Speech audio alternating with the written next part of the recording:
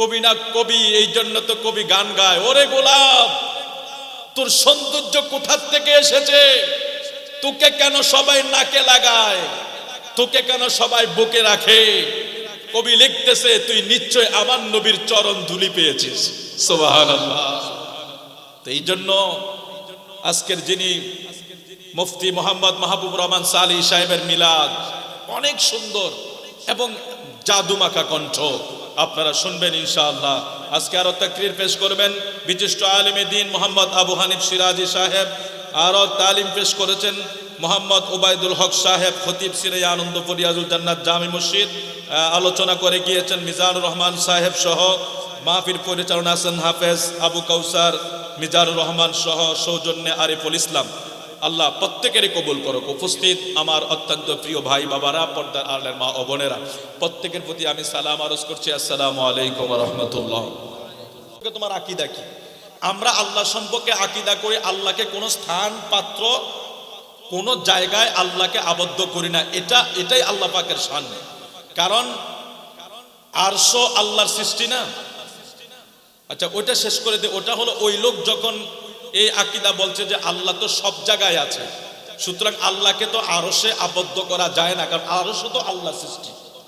আরশ এটাও আল্লাহ পাকের সৃষ্টি। আল্লাহ এমন এক স্রষ্টা যিনাকে কোনো সৃষ্টি বেষ্টনী দিতে পারে না। আপনারা এই জায়গায় আমার একটা কথা খেয়াল করুন, এই সোফাটাতে আমি যখন বসছি তার মানে সোফা আমাকে বেষ্টনী দিয়েছে, আর সোফা আমি বসার জন্য সোফার সাহায্য নিতে হয়েছে। এখন আমরা যদি আল্লাহর ব্যাপারে এই আকীদা পোষণ করি যে আল্লাহ আরশে বসেছে, তাহলে বোঝা গেল আল্লাহ আরশের সাহায্য নিয়েছে। নাউজুবিল্লাহি মিন যালিক। আল্লাহ কি কোনো কিছু সাহায্য নেওয়ার বস্তু? আল্লাহ কি এমন যে আল্লাহ কোনো কিছু সাহায্য নিতে হবে? আল্লাহ কোনো কাজ, কোনো জায়গায় বসতে, কোনো জায়গায় যাইতে কোনো সৃষ্টি সাহায্য লাগবে? আল্লাহ বলে সকল সৃষ্টি আমার বেষ্টনীর ভিতরে। এটা হলো কুল হুয়াল্লাহু আহাদ আল্লাহুস সামাদ। যিনি সমাদ তিনি এমন একজন সমাদ, কোন সৃষ্টির মুখাপেক্ষী আল্লাহ না, সমস্ত সৃষ্টি আল্লাহর মুখাপেক্ষী।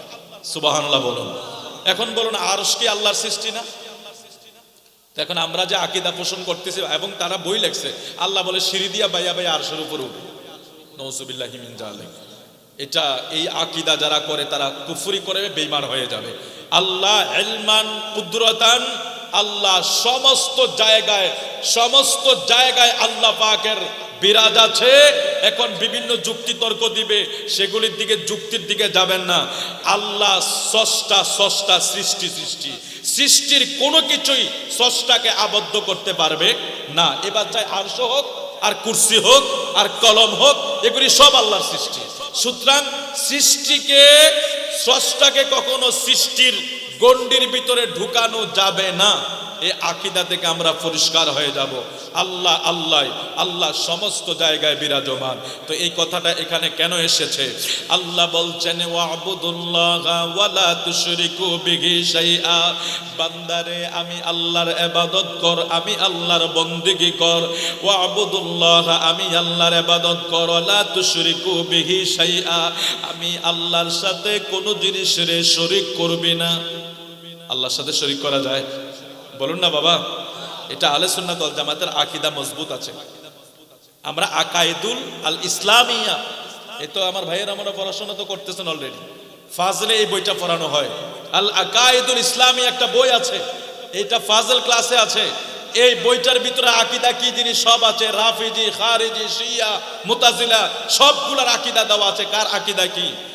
আহলে সুন্নাত ওয়াল জামাতের আকীদা প্রসিদ্ধ। এটা আমার পেয়ারা হাবিবি কিবরিয়া থেকে এটা গঠিত, এটা কোনো ব্যক্তির বানানো নয়। জোরে কোন আল্লাহু আকবার। তো আহলে সুন্নাত ওয়াল জামাতের আকীদা হলো আল্লাহ লা তুশরিক, আল্লাহর কোনো কি নাই, শরীক নাই, আল্লাহর কোনো মতন নাই, আল্লাহর কোনো দিক নাই। এখানে আরেকটা কথা, সৃষ্টির 6টা দিক আছে, উপর নিচ ডান বাম, এভাবে আমাদের 6টা দিক আছে। তো এই 6টা দিকের ভিতরে আমি যদি বলি আল্লাহ উপরে, তাহলে নিচে কে? যদি বলি আল্লাহ ডাইনে, তাহলে বামে কে? এই জন্য আল্লাহকে আরশে আবদ্ধ করা যায় না। আল্লাহ সর্বত্র বিরাজমান, ইলমান কুদরতান। আল্লাহ এমন এক স্রষ্টা, যদি কোথাও তাকে আবদ্ধ করা হয় এখানে কুফরি করা হবে। কারণ কোন সৃষ্টি আল্লাহকে ঘিরতে পারে না, আল্লাহ সৃষ্টিকে ঘিরে রেখেছে। ধরেন আমার এই দুই হাত এরকম, এটার ভিতরে সব কিছু আছে। আল্লাহ পাকের ইলমান কুদরতান, আল্লাহ স্রষ্টার সৃষ্টিটাকে আল্লাহ এমন ভাবে রেখেছে সব কিছু আল্লাহর বেষ্টনীর ভিতরে। এবার চাই আরশ হোক, চাই কুরসি হোক, জোরে কোন সুবহানাল্লাহ। তো আল্লাহ বলছেন, বান্দা আমার ইবাদত কর, আমার সাথে কাউকে শরীক করবি না। লা তুশরিক বিল্লাহ, আল্লাহর সাথে কাউকে শরীক করা যাবে না। এখন সবচেয়ে বড় কথা, মজার বিষয়, আল্লাহর ইবাদত আল্লাহর সাথে শরীক করা যাবে না। সবচেয়ে বড় দুইটা কর্ম বান্দা যখন করে, আল্লাহর শরীক থেকে বিরত থেকে আল্লাহর ইবাদত করার পরে আল্লাহ আমাদেরকে কি সুন্দর একটা ডিগলার দিচ্ছে রে বান্দা। চিনায়ার জ্ঞানী গুণী সুশীল সমাজেরা আল্লাহ বলতেছেন, ওয়াবিল ওয়ালিদাইনি ইহসানা, বান্দারে তোরা আমি আল্লাহর ইবাদতের পরে তোমার যেই মা বাবা আছে, মা বাবার সাথে ভালো আচরণ করিও। জোরে জোরে কোন সুবহানাল্লাহ। বন্ধু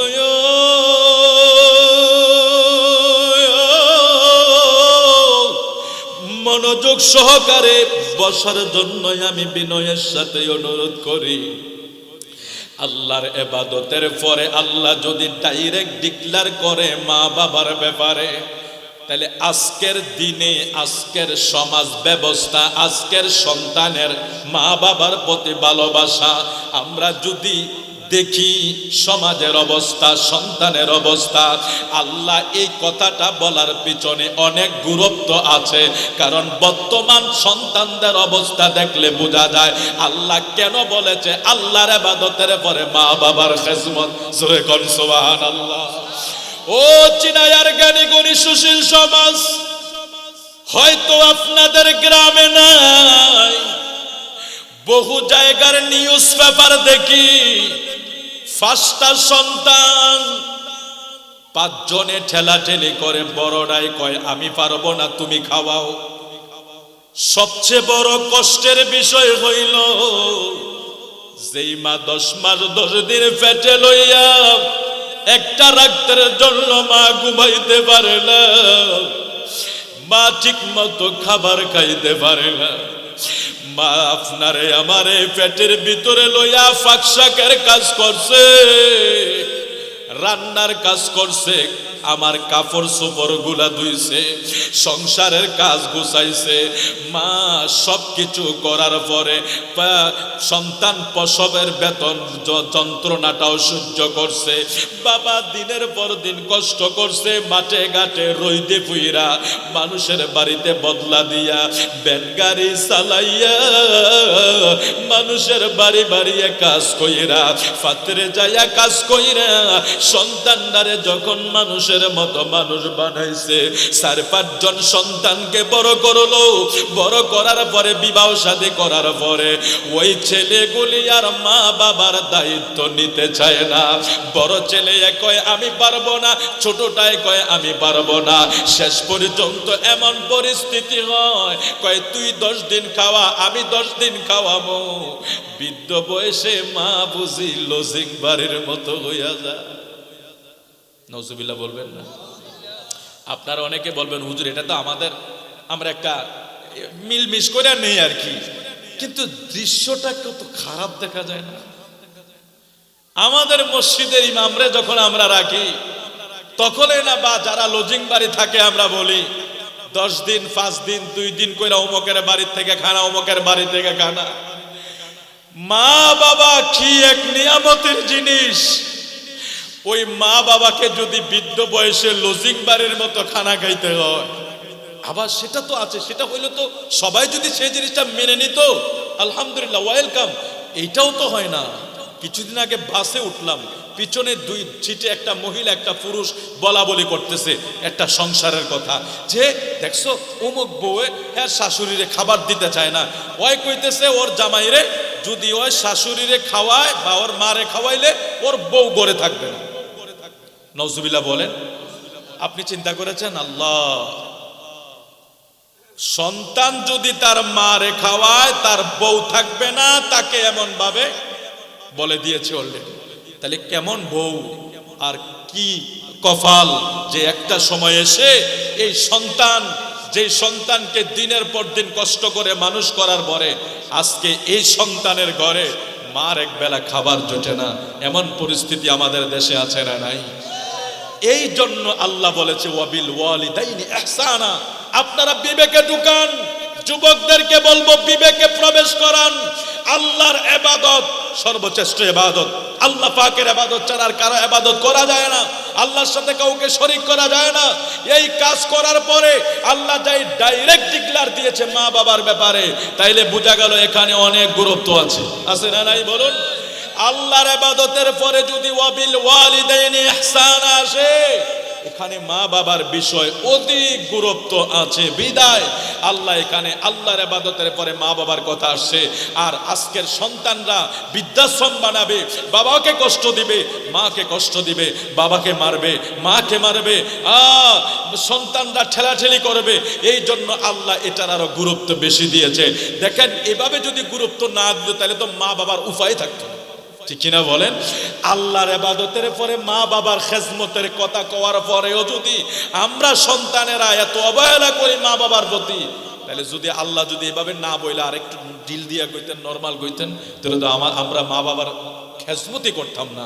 আল্লাহ কত আল্লাহর ইবাদতের পরে মা বাবার খেজমতের কথা বলে কি গুরুত্ব বুঝিয়েছেন। আমি সামনে হাদিসে মোবারকা থেকে একটু আলোচনা আপনাদেরকে শোনাবো। আমরা একটু মহব্বতে জিকির করি আল্লাহ আল্লাহ আল্লাহ আল্লাহ।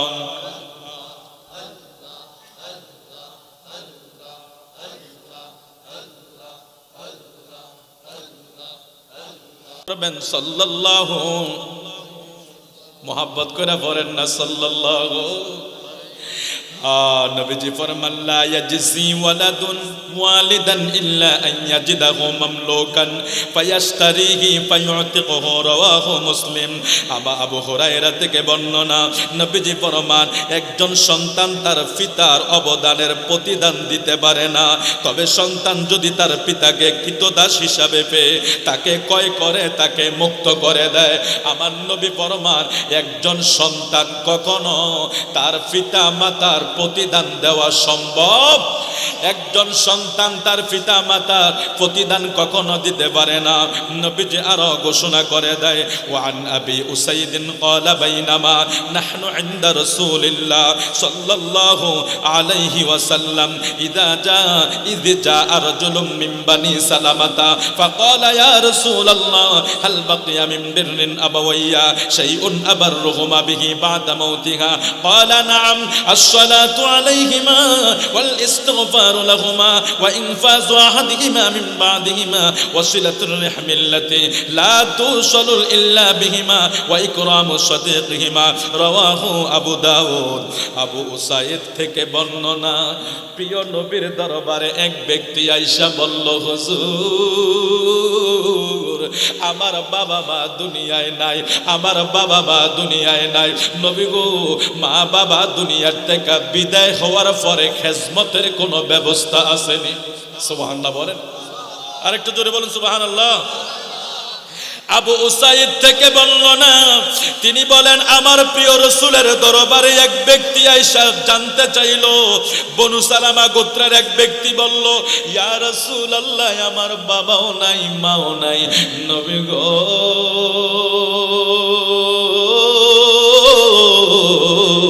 আমার মা বাবা দুনিয়ায় থাকলে আমরা খেজমত করতাম, মা যদি দুনিয়ায় থাকতো মারে শীতের সময় ভালো কাপড় কিনে দিতাম, মা যদি দুনিয়ায় থাকতো ফলের মৌসুমে মারে ভালো ভালো ফল কিনে খাওয়াইতাম। আজকে মায়ের খেদমত করাই আমার ভাগ্যে নাই, বাবার খেদমত করাই আমার ভাগ্যে নাই।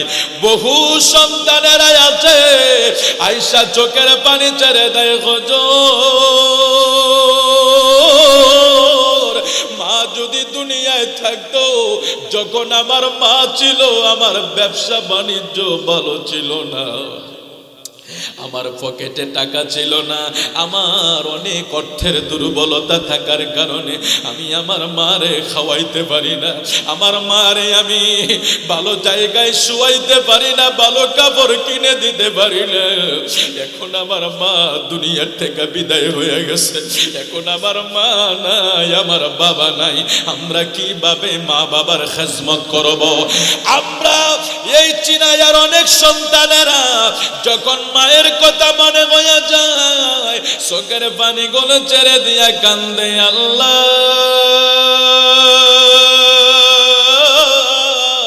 আমার মারে বুঝি নিয়ে গেছো। কবরের পারে দাঁড়াইলে সন্তান কান্দে, মায়ের জন্য বাবার জন্য কান্দে।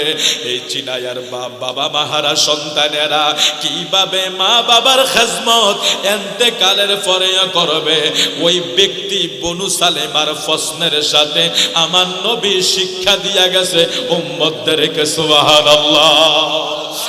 এই চিনায়ার মানুষগুলিও যারা মা বাবা হারাইব, মা বাবা হারানোর পরে তারা কিভাবে মা বাবার খেদমত করবে? কারণ আমরা হুজুররা ওয়াজ করি, বাবারে মায়ের পায়ের নিচে জান্নাত, বাবারে মার চেহারার দিকে তাকাইলে হজের সওয়াব হয়, বাবার খেদমত করো, মায়ের খেদমত করো। এই চিনায়ার অনেক মানুষের মাও নাই, বাবাও নাই। এখন অনেকের কাছে প্রশ্ন জাগবে, হুজুর আমি কিভাবে মার সেবা করব, আমি কিভাবে বাবার সেবা করব? ওই বনু সালিমা গোত্রের লোক আমার নূর নবীর দরবারে এসে প্রশ্ন করার কারণে এই প্রশ্নের জবাব ১৫০০ বছর আগে হয়েছে, এখন পর্যন্ত সেটার সমাধান হাদিসে মুবারকা এসেছে। ব্যক্তি যখন এসে বলল, নবী গো আমার মাও নাই, বাবাও নাই, আমি আমার মা বাবা ইন্তেকালের পরে বাবা মার খেদমতের আর কিছু বাকি আছে কিনা? আমার নবী বললেন, হ্যাঁ বাকি আছে, সেটা হলো তুমি তাদের জন্য দোয়া করতে পারো। সুবহানাল্লাহ বলে। ১ নাম্বার পয়েন্ট। আমি এই সাবজেক্টের বেশি একটা সামনে যাব না, অনেক হাদিস শরীফ আছে। একটা হাদিস থেকে আপনাদের কিছু মেসেজ দিতে কষ্ট হচ্ছে আপনাদের? মাশাআল্লাহ সময় মোটামুটি যায় আছে, আলহামদুলিল্লাহ এই সময়ের ভিতরে আমরা ইনশাআল্লাহ শেষ করব। তবে এই আশেপাশের মানুষগুলো যদি আসতো ভালো হইতো। আজকে সবকিছু আমার কাছে ভালো লাগতেছে, মাশাআল্লাহ এত সুন্দর আওয়াজ, সবকিছু মিলিয়ে খুবই ভালো। আল্লাহ সবাইকে ধৈর্যের সাথে কবুল করুক। জোরে বলে আমিন, আরেকটু জোরে বলে আমিন। তো নবীজির কাছে বনু সালিমা গোত্রের লোকজন প্রশ্ন করছে, ইন্তেকালের পরে কি মা বাবার খেদমতের কোনো সুযোগ আছে কিনা? আমার নবী এই সমাধানটা দিচ্ছে, প্রশ্ন করছে একজন, আর এই কাজের সমাধান কিয়ামত পর্যন্ত হয়ে যাবে। জোরে কোন সুবহানাল্লাহ। ওই লোক যখন প্রশ্ন করছে, নবী কয়, হ্যাঁ বাবা মা ইন্তেকালের পরেও খেদমতের সুযোগ আছে। আল্লাহু আকবার। বাড়ি যেয়ে গেন। আজকে আমাদেরকে বিভ্রান্তি করছে, এগুলি থেকে আমরা একটু দূরে থাকব। আমার নবী নবীর কাছে প্রশ্ন করার কারণে নূর নবী কয়, হ্যাঁ হ্যাঁ বাবা মা ইন্তেকাল করার পরেও খেদমতের সুযোগ আছে। হুজুর কিভাবে মা বাবার খেদমত করব? বাবা তো কবরে, মা তো কবরে। আমার নবী কয়, ১ নাম্বার পয়েন্ট হইল তুমি সন্তান হিসাবে বাবা মায়ের জন্য দোয়া করবা। জোরে জোরে কোন সুবহানাল্লাহ। বাবা মার জন্য দোয়া করবা, এটা আমার নবীর আদেশ। বাবা মা ইন্তেকালের পরে বাবা মায়ের জন্য দোয়া করা, এটা আমার নবীর আদেশ। বাবা মা ইন্তেকালের পরে তাইলে আমার নবীর আদেশ অনুযায়ী বদলা দিতে গেছে। বদলা বুঝেন না আপনারা? বদলা কারে কয়? যারা কাজ করে তাদেরকে বদলা কয় না, আমরা গ্রামের দেশে বদিল্লা কয়। বদিল্লা কয় না? আচ্ছা এইসব শব্দ আমার নবীর শানে যায় বলুন?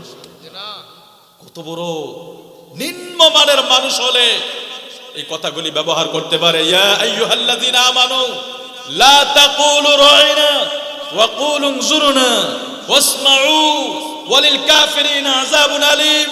হে ঈমানদারেরা, আমার নবীকে তোমরা রাইনা বলে সম্বোধন করিও না। হুজুর কেন বলেছেন? সাহাবায়ে কেরামরা আমার নবীকে রাইনা বলে সম্বোধন করত। তো কাফেররা এই রাইনার একটা অর্থ রাখাল।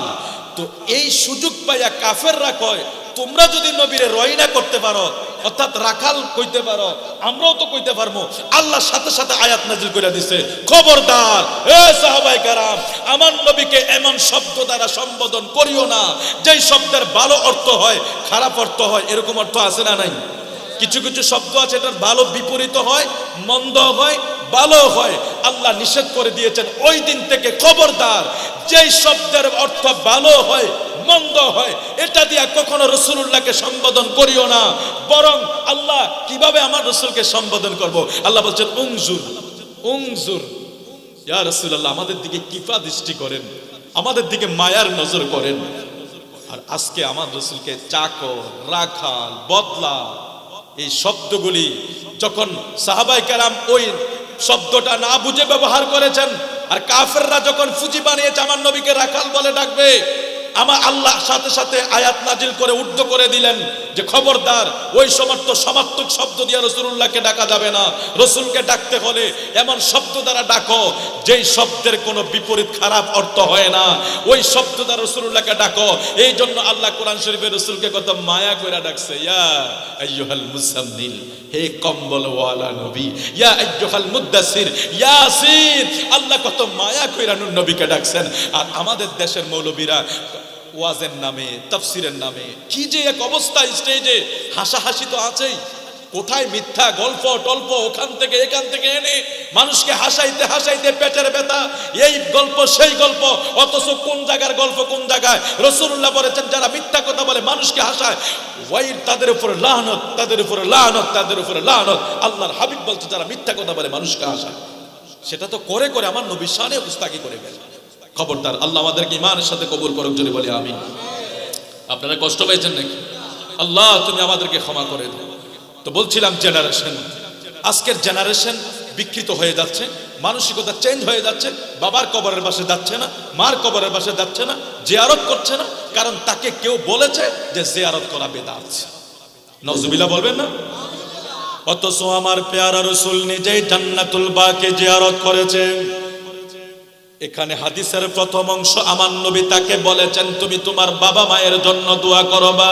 বন্ধু, মা বাবার জন্য দোয়া করা, এখন আপনি বলবেন হুজুর আমি যদি কুমিল্লা বৈশা দোয়া করি সেটাও তো মায় পাবে বাবাই পাবে, মসজিদে বৈশা করলে মা বাবাই পাবে। ঠিক আছে বাবা, আমি মানলাম দোয়া যেখানে করা হয় ওটা আপনার বাবার উদ্দেশ্যে করা হইলে পাবে, কিন্তু আপনার মা বাবার কবরের পাশে যখন আপনি যায়া দাঁড়াবেন আপনার চোখের পানিটা অতি তাড়াতাড়ি বের হয়ে আসবে। আপনি যখন কবরের পাশে দাঁড়ায়া আমার আল্লাহর কাছে দুটা হাত বাড়াইয়া দিবেন, একবার কিছুই পারেন না, সূরা ফাতিহা একবার, সূরা ইখলাস তিনবার, আমার নবী কয় এক খতম কোরআন শরীফের সওয়াব। সুবহানাল্লাহ। কোন সন্তান একবারে কিছুই পারে না, সূরা ফাতিহা সূরা ইখলাস তিনবার পড়া, একবার দুরূদ শরীফ পড়া বাবা মার কবরের পাশে দাঁড়াইয়া আল্লাহর কাছে যদি হাত বাড়াইয়া কয় আল্লাহ আমার মারে আমি খাওয়াইতে পারি না, আমার মারে আমি সেবা করতে পারি না, আমার সচ্ছল হওয়ার আগে মা চলে গেছে, মালিক রে আমার মারে মাফ করে দাও, আমার বাবারে মাফ করে দাও। কোন সন্তান যদি বাবা মায়ের কবরের পাশে দাঁড়ায়া দুটা হাত বাড়াইয়া দোয়া কইরা দেয়, সন্তানের চোখের পানি জমিনে পড়ার আগে আগে আল্লাহ মা বাবার কবরের আযাব মাফ কইরা দেয়। জোরে কোন সুবহানাল্লাহ। তোমরা কোনদিনও মা বাবার মনেতে কষ্ট দিও না, ও তোমরা কোনদিনও মা বাবার মনেতে কষ্ট দিও না। ওরে মায়ের মনে আঘাত দিলে আল্লাহ যে সহে না, হায় হায় মায়ের মনে আঘাত দিলে আল্লাহ যে সহে না। তোমরা কোনদিনও মায়ের মনেতে আঘাত দিও না, তোমরা কোনদিনও মায়ের মনেতে আঘাত দিও না। তাহলে বনু সালিমা গোত্রের ব্যক্তির প্রশ্নের জবাবে নবী এক নাম্বার বলছে তুমি বাবা মায়ের জন্য দোয়া করো। তাহলে নবী যখন দোয়া করার কথা বলছে তাহলে আমরা অবশ্যই বাবা মার জন্য মানুষে খাওয়াই কি খাওয়াই না? 4 দিন করিনি, 40 দিন, বছরের মাথায় একবার। আচ্ছা, এই মোল্লারা কোন কিতাব থেকে এই ফতুয়া আনে? এক হুজুর কইতেছে 7 দিন 40 বলে, এগুলি বলে শুকুরের গোশতের মতন হারাম। আচ্ছা আপনারা কি ঘুমায় গেছে? আচ্ছা 4 দিন 40 যে খাবারগুলি, এখানে কি কি জানি কয় আপনাদের থেকে টাকা পয়সা উঠাইয়া জোর কইরা কি আপনি কি উনাকে বলছেন যে তুমি না খাওয়াইলে আমরা তোমাকে এলাকা থেকে বের করে দেব, এরকম বলছেন নাকি কোনোদিন? উনি ইচ্ছা করে তার বাবা মার আত্মার মাগফিরাতের জন্য মানুষকে ফি সাবিলিল্লাহ খাওয়াচ্ছে, যেটা ইব্রাহিম নবীর সুন্নত। আর মানুষকে খাওয়ানো হচ্ছে সবচেয়ে বড় ইবাদত। ও মিয়া জানেন, নামাজ রোজা তো ঠিক আছে, আল্লাহর সৃষ্টির ভিতরে শ্রেষ্ঠ ইবাদত হলো মানব সেবা। এটা হলো তরিকত তাসাউফ জগতের এক বিশেষ সবক। নামাজ রোজা ঠিক আছে, বহু নামাজ রোজা পড়া জান্নাতে যাইবো, আবার সেবা কইরা জান্নাত জাহান্নামে যাইবো, আবার একটু সেবা কইরা জান্নাতে চলে যাবে। জোরে কোন সুবহানাল্লাহ। আমার নূর নবীর জুতা মুবারক এক ইহুদি বুকে লইয়া দাঁড়ায় থাকতো, জীবনেও কোনোদিন নামাজ পড়ে নাই, রোজা করার হজ করার সুযোগ পারে, সে তো মুসলমানে হয় নাই, হঠাৎ করে সে অসুস্থ হয়ে গেছে। আমার নূর নবীকে কিরে, লোকটা প্রতিদিন আমি নবীর জুতা মুবারক নিয়ে দাঁড়িয়ে থাকতো, আজকে তাকে দেখি না। তাকে দেখার জন্য নবী বাড়িতে চলে গেলেন। দেখো লোকটা মৃত্যুর বিছানায় শুয়ে আছে, মৃত্যুর বিছানায় শুয়ে আছে, দম টানতেছে। আমার নবী তাড়াতাড়ি তার মাথার শিউরে গিয়ে বসলেন।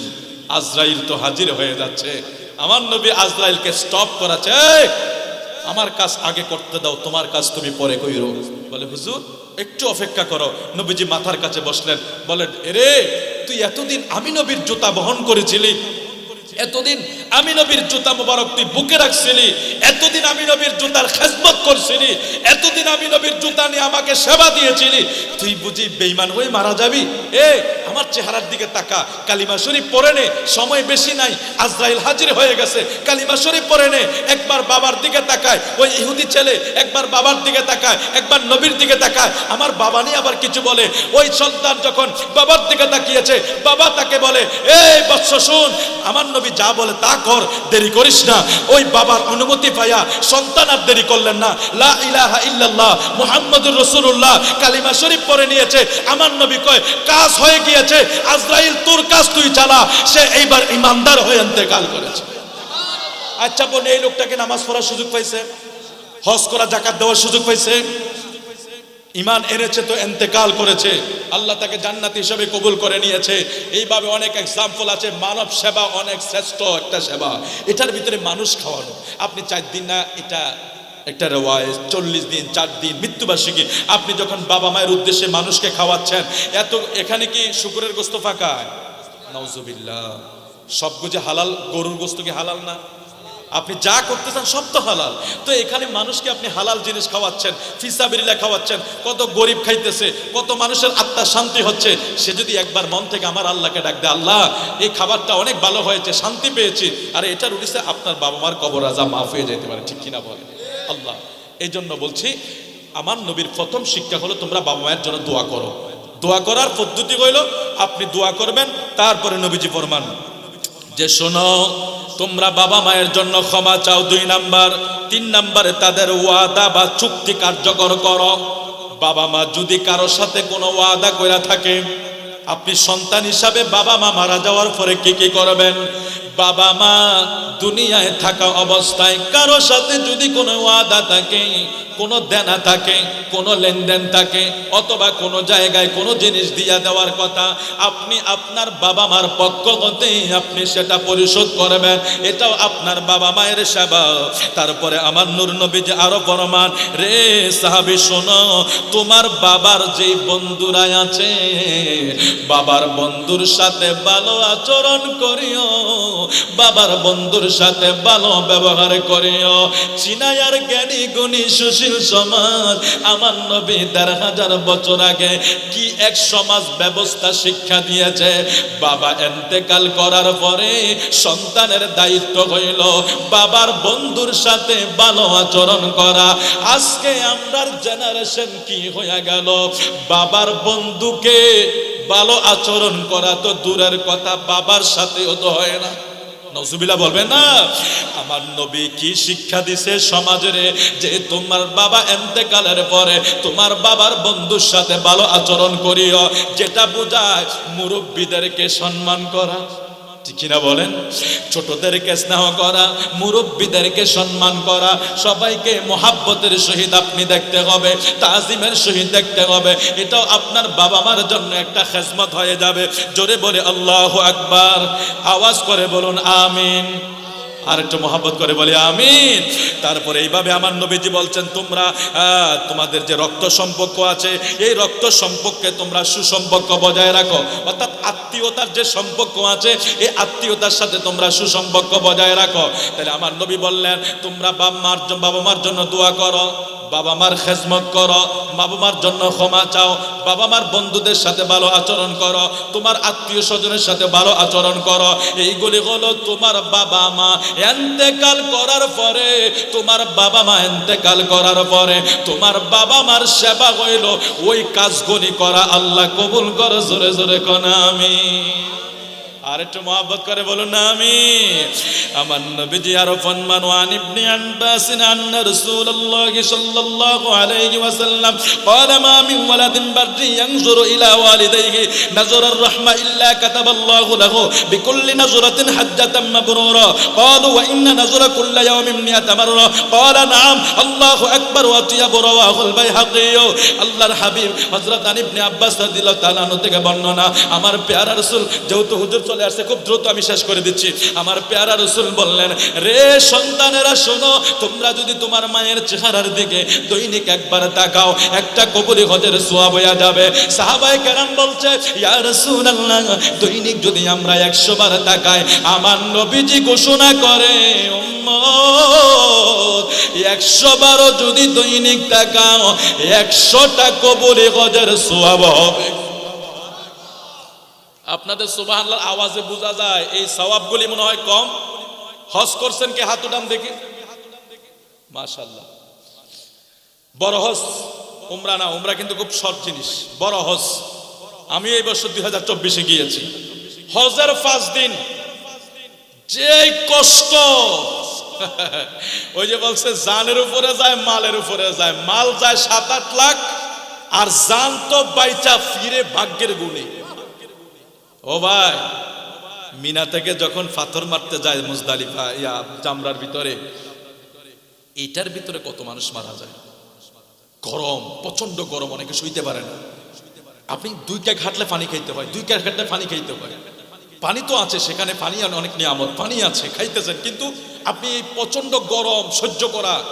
সবচেয়ে বেশি কষ্ট হয় আরাফার পরে, যেদিন মুজদালিফায় রাত্র যাপন করে, সূর্য উদয় হওয়ার পরে যখন সকালবেলা মানুষ জামরার দিকে রওনা হয়, লক্ষ লক্ষ লোক একসাথে, আহারে মানুষের চিৎকার, কারণ সইতে পারে না, গরম, হাঁটতে পারে না সামনের দিকে, এত কষ্ট, এত পরিশ্রম। তো হাজিরিন, সেই হজের কাজ যারা করেছেন তারা বুঝতে পারবেন হজ কি কঠিন জিনিস।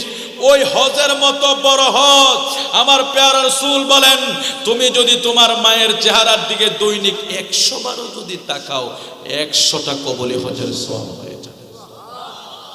আর জোরে বলি আল্লাহু আকবার, আল্লাহু আকবার।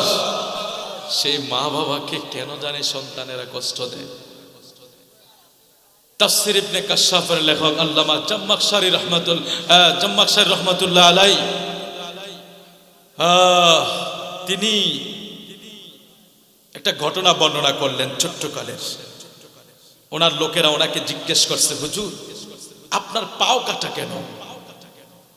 তো আল্লামা জাম্মাখশারী রহমাতুল্লাহ আলাইহি তিনি বলছেন, দেখো আমি শৈশবকালে একটা পাখি ধরেছি, পাখি নিয়ে খেলা করা আমার খুব অভ্যাস ছিল।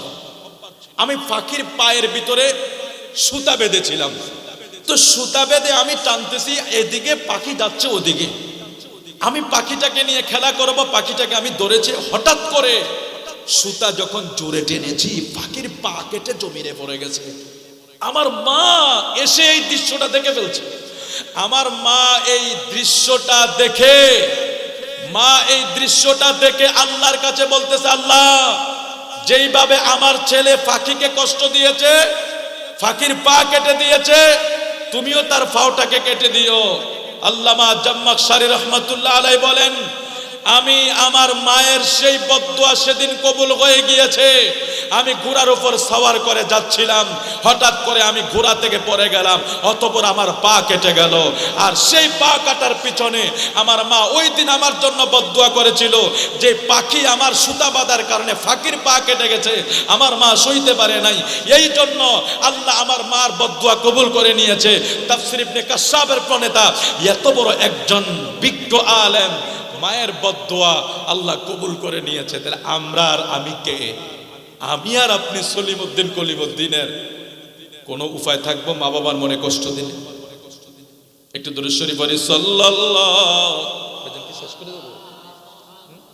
আচ্ছা আচ্ছা।